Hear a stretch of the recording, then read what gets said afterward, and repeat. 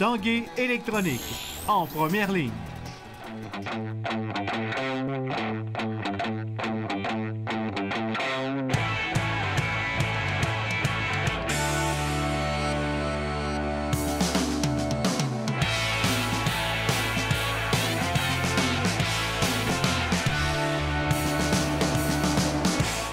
Bon mardi, bienvenue à l'Esprit sportif. On parle d'abord aujourd'hui de football, de la Ligue de mini-football Rouge et Or Ville de Québec qui connaît un grand succès depuis sa création en 2001 chez les jeunes de 6 à 12 ans.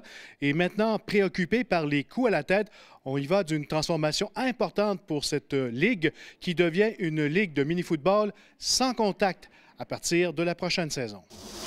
Vas-y, Mathias! OK! Go, go, go, go, go! Catch and throw. Go, sit up! There you go, there you go, there you go. Back him down. Justin, tiens, on peut maintenant parler peut-être d'un programme mini-football Rouge et Or 2.0. Gros changement. Qu'est-ce qui vous a fait faire ce changement radical au niveau du jeu pour les jeunes?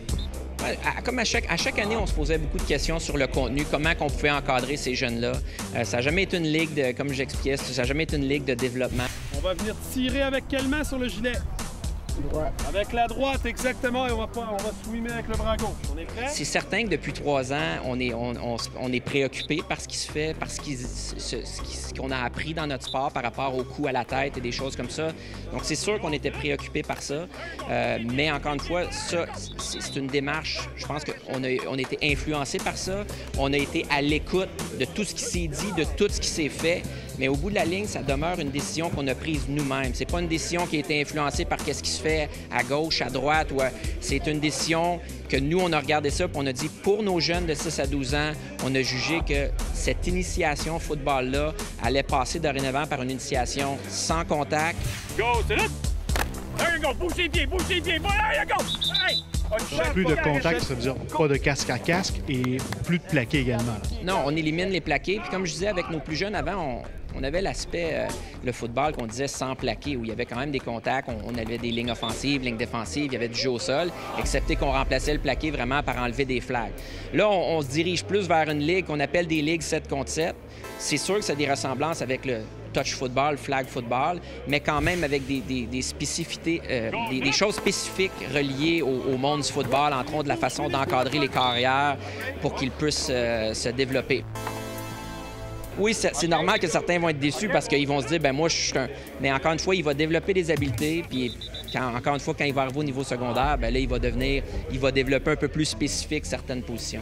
Supporter le football est un sport qui m'est cher, évidemment, comme plusieurs personnes, je dirais milliers de personnes, ça m'a apporté énormément. Mathieu Proulx, tu as fait partie du groupe de travail sur les commotions cérébrales. La décision du Rouge et Or pour la Ligue du mini-foot, évidemment, ça va dans la même lignée de ce que vous avez étudié, ce que vous avez recommandé. Absolument. Nous, ce qu'on considère, en fait, c'est qu'il faut faire la promotion du sport. C'est ça l'idée, c'est d'offrir le plus grand éventail de sports disponibles aux jeunes pour les pratiquer, parce qu'on considère que le sport a énormément de vertus. Mais on a réalisé qu'il y avait quand même certains problèmes avec les contacts, les commotions, puis les équipes de support autour de certaines équipes, certaines fédérations. Alors, ce qu'on veut faire, c'est de s'assurer de faire la promotion du sport, mais dans un environnement sécuritaire. Et ce qu'on peut faire, et ce que le Mini Rouge et Or va faire, c'est de développer le sport, faire la promotion du sport, mais dans l'aspect plus technique, tactique, et développer d'autres aptitudes chez les jeunes, outre que le plaqué à un jeune âge, pour développer des bons athlètes qui, ultimement, plus tard, pourront plaquer. Mais pour l'instant, c'est pas nécessaire, particulièrement à l'été, lorsque c'est pour se divertir, pour s'amuser. On va développer ça, s'amuser avec une nouvelle formule qui est très répandue aux États-Unis. Et puis, on va développer ça pour justement permettre aux jeunes de se développer, puis plus tard, leur rentrer dans le contact.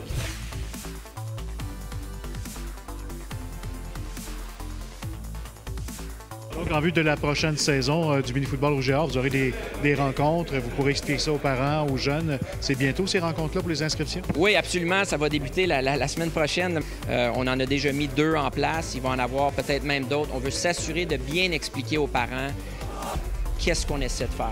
Et ça amène peut-être le point intéressant quand les gens disent sans contact, sans plaqué. Bien, avant, justement, c'était parfois difficile d'expliquer. C'est sans plaqué, mais il va y avoir du contact. Là, on voulait que ça soit clair avec les parents, avec ceux qui inscrivent leurs jeunes, dans quel environnement qui s'en venait. Et pour nous, je pense que ça va aider. Puis encore une fois, nous, on recherche d'avoir le plus de jeunes possible pour leur donner la piqûre de notre sport.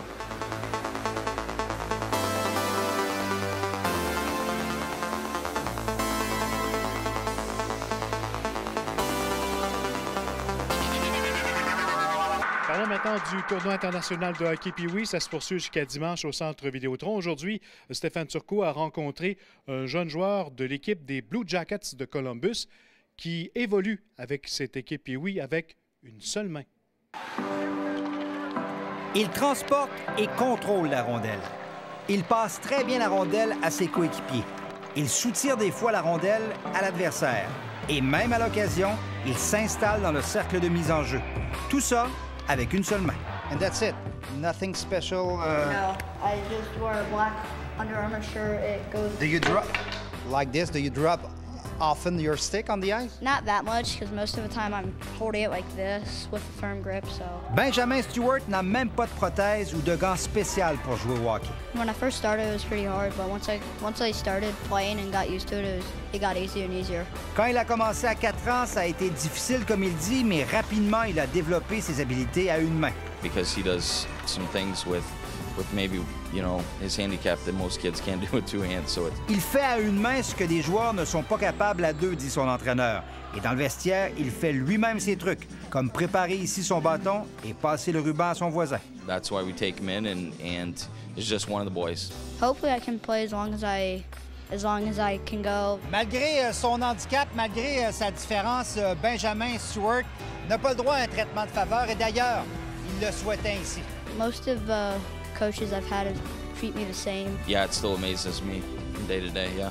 Même s'il ne l'a jamais vu, Benjamin Stewart connaît bien l'histoire de Jim Abbott qui a lancé dans les majeurs avec une seule main. I just think it's amazing how he could be a pitcher without one arm. So I'm trying to go as high as he could, just in a different sport. It's amazing to see you with one hand and playing hockey also. I think. Thank you. Oui, nous sommes tous aussi impressionnés, mon cher Benjamin. Stéphane Turcot, TVA Sport, à Québec. Après la pause, 2 aventurières de Québec qui réaliseront le défi Rose des Andes.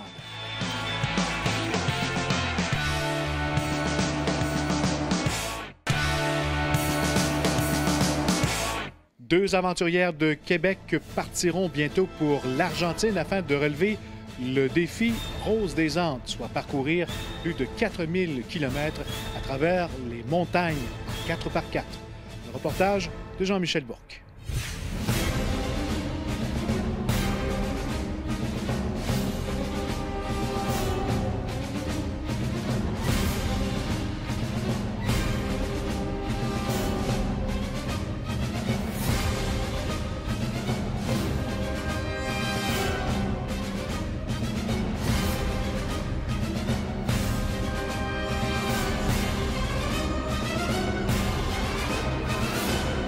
Manon Laliberté et Nicole Jobin, vous allez participer au défi Rose des Andes en avril prochain. Ça se passe en Argentine. Qu'est-ce que c'est exactement? C'est un rallye typiquement féminin qui se passe dans le désert. On va parcourir environ 4000 km. C'est pas une course de vitesse, c'est une course d'orientation. À l'aide d'une boussole, d'un roadbook, on va partir chaque matin. Ils vont nous donner le roadbook, les instructions. Puis on part pour la journée et on revient au bivouac. Il y a un bivouac installé à chaque étape, à chaque journée.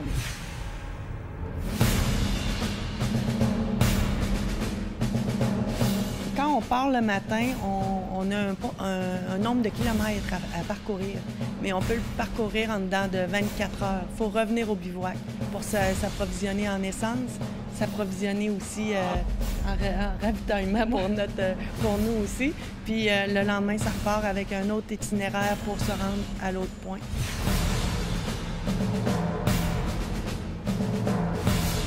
D'où part cette idée de faire ce défi-là? Ça fait longtemps que nous, on est un peu aventurières, puis ça fait longtemps qu'on se connaît, puis ça fait longtemps qu'on en parle. Puis à un moment donné, on s'est dit, bien, c'est le temps ou jamais. Quel type de préparation ça prend pour faire un défi comme celui-là? Il n'y a pas énormément de préparation. Nous, c'est ça qu'on se prépare à être un petit peu plus en forme physiquement. Il faut être capable de pelleter, être capable de changer un pneu s'il y arrive quelque chose dans le désert. Mais c'est surtout un défi d'orientation à savoir lire la boussole, la carte, puis surtout d'avoir une bonne complicité entre les deux.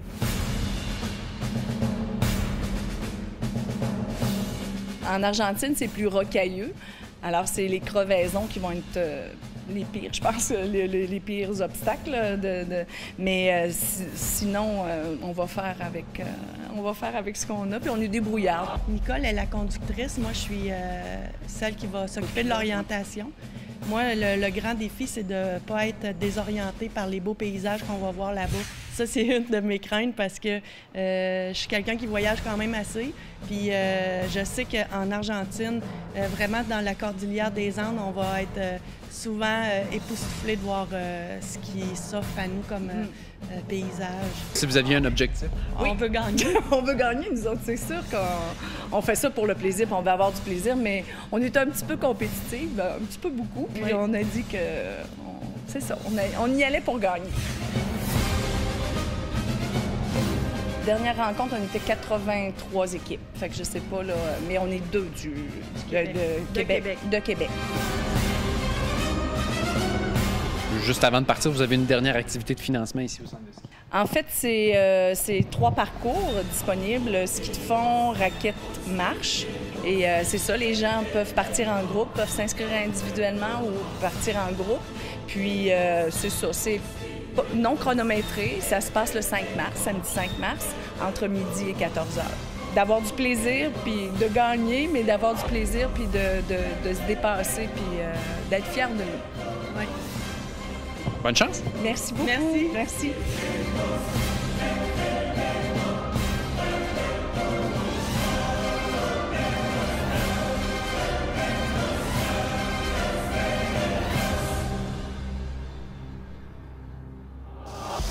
Voilà qui complète l'esprit sportif pour ce mardi. Demain, entre autres, à ne pas manquer, un autre reportage sur le tournoi Pee-Wee et on parlera du défi entreprise.